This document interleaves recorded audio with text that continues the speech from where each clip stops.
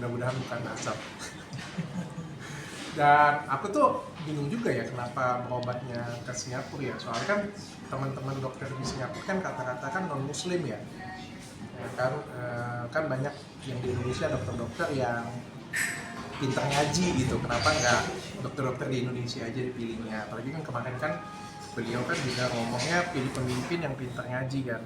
Ya, kenapa harus nggak dokter juga cari yang pintar ngaji gitu kan, pintar ngaji kan banyak di Indonesia. Kalau di Singapura kan dokter-dokter kata-kata non muslim. Berarti ada rasa, maksudnya kayak kemenangan sendiri dari dokter setelah masalah belum pernah ada.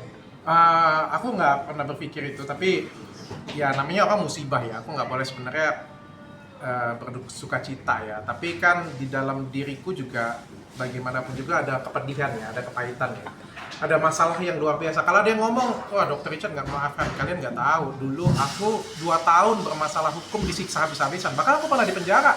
Aku pernah dijemput paksa dari Palembang ke Jakarta, dijemput, diculik, hilang. Satu kali aku pernah dimasukin ke sel paling dalam, coba kalau kalian ngerasain di sel seperti itu punya. Dan setelah aku menang pra-peradilan, aku menang semua kasus hukum, kata maaf pun aku nggak pernah dapet. Jadi kalau ada yang ngomong, dok maafin aja, oh dia aja nggak pernah minta maaf kayak gitu kan, kayak gimana aku mau maafin. Dan wajar sih di dalam hatiku tuh kayak ada rasa sakit, rasa pedih kayak gitu ya. Makanya kayak kemarin kan ada video yang aku upload, ya itu video kemarahanku waktu tahun 2022 kan, dimana aku bilang aku nggak akan memaafkan siapapun yang sudah melakukan aku seperti ini. Meskipun aku nggak balas, aku punya kesempatan untuk kasih balasan hukum pada waktu itu. Aku laporin balik bisa, atau kan aku sudah menang pra peradilan, tapi aku nggak lakukan karena aku percaya dengan hukum Tuhan. Aku percaya dengan hukum Tuhan. Aku percaya ada hukum yang lebih tinggi daripada hukum di Indonesia, yaitu hukum Tuhan. Dan kalau memang ini jawabannya ya gimana ya ngomongnya, prihatin ada, jujurnya ya ada juga lah. Nah, waktu pertama kali kasus tentang keadaannya mencuat gitu, apa pikiran pertama dari Dokter Richard? Pertama tahunya dari netizen ya, banyak yang komen kayak gitu, punya berobatnya dengan Dokter Richard aja, memang kurang ajar netizen. Berobatnya dengan Dokter Richard aja karena skincare, coba pakai skincare-nya Dokter Richard katanya kayak gitu ya. Aku ngeliat terus sempat lihat juga kan keadaannya. Ada beberapa juga aku nggak tahu juga sakitnya apa sih, mudah-mudahan autoimun sih, bukan herpes. Itu biasanya memang karena efek samping dari skincare akan seperti itu atau bagaimana nih dok, dengan melihat foto-foto yang di-upload dulu? Kalau dari netizen katanya penyakitnya AIN namanya. Tapi dari aku nggak bisa, jadi aku nggak tahu. Tapi pernah menemukan kasus yang serupa gitu nggak sih dokter? Menangani. Sebagai dokter, untuk beberapa pilihan yang sama, diferensial diagnosa untuk beberapa kasus seperti itu, ada satu ada herpes, yang kedua adalah Stevens-Johnson syndrome, yang ketiga adalah autoimun. Bisa 3 itu bisa, atau mungkin ada beberapa yang lain karena aku nggak ikut meriksa ya. Kalau dari gambaran yang terlihat bisa jadi 3 itu. itu karena sakit kah atau bagaimana dok? Biasanya pemicunya? Kalau herpes karena virus, infeksi menular seksual. Kalau autoimun itu tidak diketahui, jadi bisa terjadi apa adanya, nggak jelas penyebabnya apa. Kalau tadi satunya lagi apa itu tadi? Autoimun, herpes, sama satu lagi Stevens-Johnson. Stevens-Johnson itu adalah alergi sesuatu obat.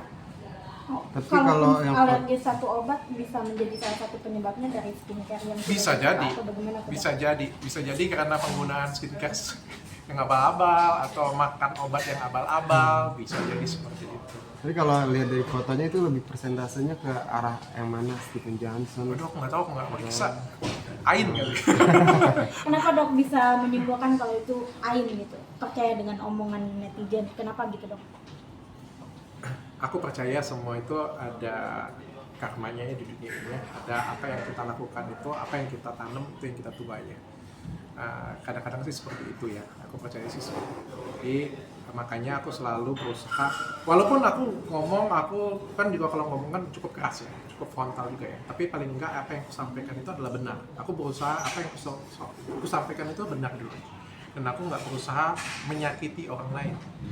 Tapi kalau misalnya kita mengeluarkan suatu lisan yang menyakiti orang lain, atau merusak hidup orang lain, atau ingin menjatuhkan orang lain, ya pasti akan ada balasannya sih. Aku nggak tahu ini balasan atau bukan, mudah-mudahan bukan, aku berdoa mudah-mudahan bukan, ya mudah-mudahan cepat sembuh aja lah. Tapi ada dokter mau mendukung kata-kata netizen nggak? Maksudnya yang kayak gitu tadi, ayolah ke dokter aja berobatnya gitu. Ya kalau dia datang ke saya boleh. Nanti bisa, kalau datang ke saya kan enak, bisa podcast satu ya, bisa podcast tempat saya, bisa cerita curhat ya gitu kan.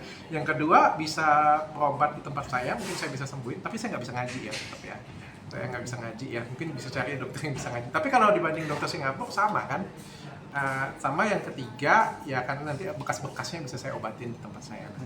Kan dalam rangka rekonsiliasi. Boleh. Ada keinginan tapi dia mau nggak? Tapi dari dokternya Selalu keinginan itu selalu dari saya. Kenapa selalu keinginannya dari saya? Jadi seolah saya yang pengen, dia yang kagak kan? Tapi mau menawarkan nggak dok? Boleh dong, dengan senang hati. Sampaikan dengan beliau, saya open kok untuk podcast, untuk perawatan di tempat saya. Kalau mau minta maaf, mungkin saya bisa maafkan. Tapi mungkin pengobatannya akan seperti apa tuh dok? Kalau datang ke dokter gitu. Kalau herpes, antivirus dikasih salep. Kalau autoimun nggak ada obat, jadi kita maintain dia punya tubuhnya saja, pakai steroid. Kalau satunya lagi Stephen Johnson itu juga nggak ada obat, jadi benar-benar kayak di maintain tubuhnya.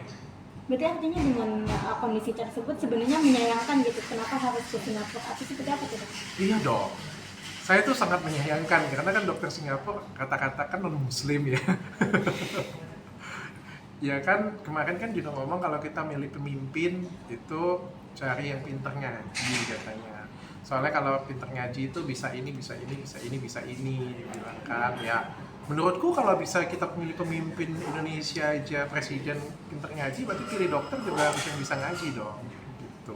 Tapi kalau dilihat dari segi medis, perlukah untuk berobat ke Singapura atau justru sebenarnya di Indonesia juga masih bisa? Di Indonesia dong, dokter Indonesia kan banyak yang pintar ngaji.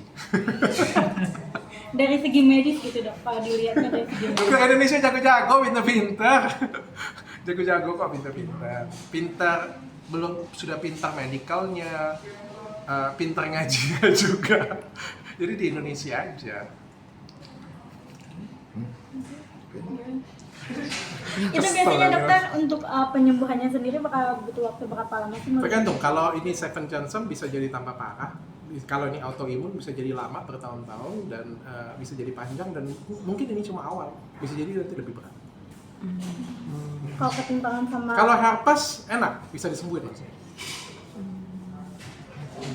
Dok, soal kemarin tuh yang konten sama Hard Gimai itu di waktu proses syutingnya kapan itu? Baru 2 hari atau 3 hari yang lalu ya. Sakit dia. Kemarin sebenarnya aku sudah hubungin dia dari berapa bulan yang lalu ya. Dia di Palembang, sama-sama satu kota kita di Palembang. Aku hubungin tapi dia nggak bisa datang karena dia kurus banget. Dari 70 jadi 30 kilo deh. Terus ini kan baru comeback ya, berat badannya jadi 50, jadi turun 20 kilo. Jadi itu dokter tahu awal info si Hard Gimai sakit itu DM dia. Jadi aku ngobrol, dia bilang dia sakit, dia nggak bisa datang ke tempatku. Sering ngobrol kayak gitu punya, tetap dia nggak bisa datang. Terakhir dia yang kabarin aku sudah agak sehatan nih dok katanya. Aku mau datang ke tempatmu. Oh iya boleh, aku bilang. Besok langsung datang dia. Jadi kemarin waktu pas datang podcast itu posisinya udah bener-bener fit atau emang masih proses pemulihan? Masih proses pemulihan. Jalannya masih tertatih-tatih, memegang sesuatu juga masih gemetar banget. Kenapa itu kalau dari ceritanya beliau? Kalau dari ceritanya ada penyakit lambung yang berat, jadi nggak bisa makan, muntah sampai sempat lumpuh juga. Tapi untuk penyakit sakit jelasnya mungkin bisa tanya dengan Hard Gimai sendiri.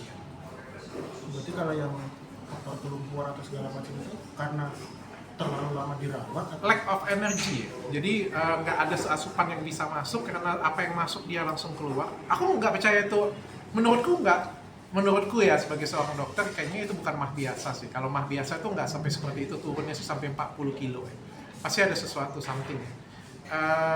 Tapi kan apa yang masuk selalu keluar, jadi dia nggak punya energi satupun di tubuhnya. Jadi dia makan asupan cadangan tenaga dalam tubuh kita, dan akhirnya jadi lemes banget sampai nggak bisa jalan gitu.